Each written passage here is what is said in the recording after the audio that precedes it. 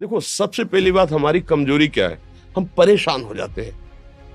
संसार में देखो तो परेशान, परमार्थ की तरफ देखो तो हम परेशान हो। ये हमारा आदत स्वभाव बन गया परेशान होना। थोड़ा सा धैर्यवान बनो, गंभीर बनो। कोई इस भारी से भारी विपत्ति में परेशानी स्वीकार करके विपत्ति से थोड़ी निकला जाता। सुलझो, ठीक है, ये विपत्ति आई, समस्या आई, इसका समाधान होगा। ऐसा थोड़ी कि हमें नष्ट कर देगी। अगर अभी हमारी बड़ी हानि हो जाती है, हम कल इससे बड़ा लाभ प्राप्त कर सकते हैं। हमको एकदम बिल्कुल गंभीर रहना है, इतने कमजोर नहीं बन जाना। अब वो गए तो क्या होगा, अब वो वस्तु गई तो क्या, पद गया तो क्या होगा। प्रयास किया था, ये पद मिला था, इससे बड़ा पद प्राप्त करूंगा, मैं इससे बड़ा महान बनूंगा। ठीक है, एक बार गिर गया, गलती हो गई, दंड भोगूंगा, फिर इससे ज्यादा संयम में रहूंगा। बिल्कुल मतलब एकदम फ्रेश दिमाग रखना चाहिए। पर अपने लोग क्या है, जरा सी बात में एकदम पछड़ा कर लेते हैं, एकदम कमजोर हो जाते हैं। ये बिल्कुल ठीक नहीं है। हम जीवन भर की यात्रा की बात कह रहे हैं, भारी से भारी कष्ट में भी मुस्कुराना, तो हमें बल मिला है, हमें भगवान की कृपा का दर्शन हुआ है, हमें उनका दुलार दिखाई दिया है। अगर ऐसे तो भाग जाते, फिर परमार्थ में थोड़ी चलना होता है। आज जो आप सुन करके लाभ लेने की चेष्टा कर रहे हो ना, ये केवल प्रवचन नहीं है, ये जीवन है। अगर ये जिए ना होते ना, तो ये इसका प्रभाव नहीं पड़ता, फिर वाणी का प्रभाव नहीं पड़ता। हम इसीलिए कहते हैं, जैसे आप लोग एकदम परेशान हो जाते हैं जब बोलो, क्या हमसे ज्यादा परेशानी होगी? दोनों किडनी खराब, दवाई लाने के लिए पैसे नहीं, पानी रखा है हम उठ के पी नहीं सकते, भीषण शरीर में कष्ट, भीषण बुखार, क्योंकि किडनी फेल, जरा में बुखार, खाने को क्या, रोटी मांग के लाओ। अगर वहां सब्जी मिलती है तो लाल मिर्च ऐसी पड़ के मिलती थी कि वो पा नहीं सकते थे। आप सोचो, पानी लाना है तो मुझे लाना है, पीना है तो मुझे पीना है। अगर मैं हारता तो कहां पहुंच जाता, क्या स्थिति होती? नहीं, मरना है, पर कदम पीछे। कोई दिन ऐसा नहीं जिस दिन सेवा ना की हो, जिस दिन सेवा ना गए हो। गुरु जी की सेवा में जाना है, पहले अपने को स्वस्थ साबित करना है, नहीं वो सेवा ही नहीं लेंगे। तुम बीमार हो, तुम कष्ट में, वैसे उनकी दृष्टि परेशान थी, सेवा की, आके लेट गए। फिर हिम्मत की, अपनी श्री जी की सेवा की, मधुकरी नहीं गए, 3-3 4-4 दिन भोजन नहीं गए, पर सेवा नहीं छोड़ा, दिनचर्या नहीं छोड़ी।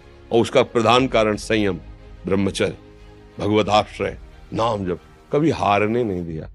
अभी भी थोड़ी देर बाद डायलिसिस शुरू होगा, हारने, आपको हारे हुए नजर आ रहे हैं। शरीर में पीड़ा है, किडनी फेल है, ऐसा थोड़ा हम स्वस्थ बैठे हैं, पीड़ा है, बार बार प्यास लगती है, थोड़ा थोड़ा पानी मिलता है, लेकिन हम आनंदित हैं, हम प्रसन्न हैं।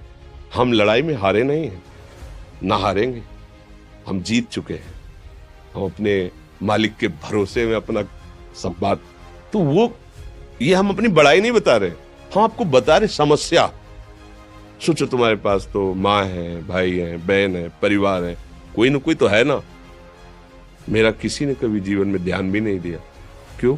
बचपन से बाबा जी बन गए, किसी से प्यार नहीं, किसी से संबंध नहीं, कोई जानकारी नहीं, हम कहाँ हैं, वो कहाँ, किसी से कोई मतलब नहीं।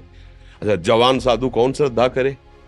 कभी गांव जाने की हिम्मत नहीं पड़ती कि रोटी मांग ले, पता नहीं लोग क्या सोचेंगे, क्या भावना कर ले। हम दरवाजे पे खड़े हैं, क्या कैसी भाव, जो हमारे सामने आकाश वृत्ति से आया यौवन अवस्था में, वही पाया, अन्यथा भूखे रह गए। जब हम हर समय अपने को विवेक के द्वारा सावधान रखे, तो हम कभी निराश नहीं हुए, कभी उदास नहीं हुए, कभी ऐसा नहीं लगा कि यार हम दुखी, कभी नहीं लगा। उसी का फल है कि उस सुख का संकेत मिल गया जहां दुख की निशानी भी नहीं। वही उसी के बच्चे हो, हम सब उसी धातु से बने हुए हैं। हम इतना क्यों परेशान हो जाते हैं? हम ये देखते हैं, अपने लोग थोड़ी बात बिगड़ गई परेशान, नहीं बिगड़ी तो बिगड़ जाने की संभावना में परेशान है। आज सुख है, लेकिन कल सुख छिन जाएगा, तो हम आज के सुख में सुखी ना होकर कल के दुख की आने की संभावना में हम भयभीत तो मतलब क्या हमारी सोच रह गई? हमको इतना बलवान बनना है कि सुख और दुख दोनों हमको छू न सके। भारी से भारी सुख की व्यवस्था है तो अहंकार नहीं, हर्षित होकर किसी का अपमान न करे कि हम धनी, हम पदाधिकारी, अमुक। भारी से भारी दुख आया तो हमें किसी के सहयोग की जरूरत नहीं, हम फिर अपने कदम बढ़ाएंगे, हम फिर जुड़ी हुई अपनी भावनाओं को सजाएंगे। मस्त जीवन एकदम। तुम अविनाशी के बच्चे हो। शेर का बच्चा भेड़ों के बीच में फंसकर म्यों म्यों बोल रहा है, बस अगर दहाड़ना सीख जाए तो कोई भी उसे परास्त नहीं कर सकता। ऐसे भगवद अंश, तू प्रपंच में फंसकर अपने को इतना दीन क्यों देख रहा है? तू ऐसा है कि भगवान के दिव्यास्त्र में भी ताकत नहीं तेरे को मार सके। तू अविनाशी का अविनाशी बच्चा है। विनाशी भोगों को, विनाशी शरीर को मैं मान के इतना भयभीत, इतना दुख ठीक नहीं। ये सबके लिए, केवल एक के लिए नहीं। आप समझो, आप लोग सोचते हैं हम गृहस्थ होकर भला ऐसी स्थिति कैसे। जनक जी सुखदेव जी के गुरु हैं और राजा हैं, महल है, रानियां हैं, नौकर है, चाकर। क्या सुखदेव जी जिनके शरीर में लंगोटी भी नहीं है, दिगंबर, परमहंस, परमहंस के गुरु हैं जनक जी जो राजा हैं।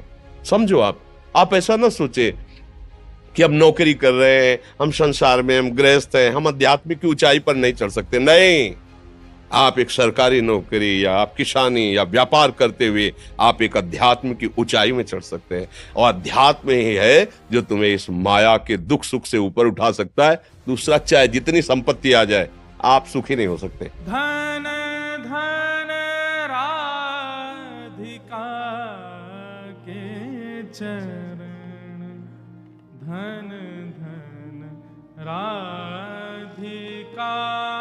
के चरण, धन धन राधिका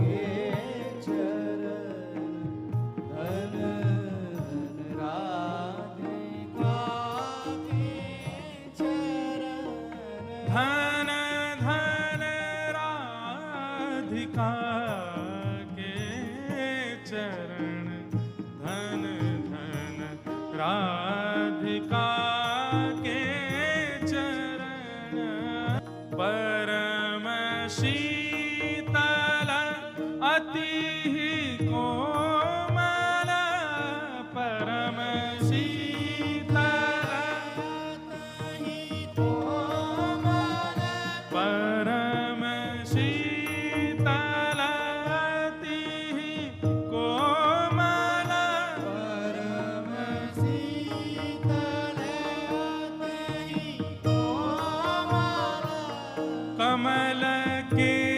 सेवरण, धन धन कमल के सेवरण, धन धन कमल के सेवरण, धन धन कमल के सेवरण, धन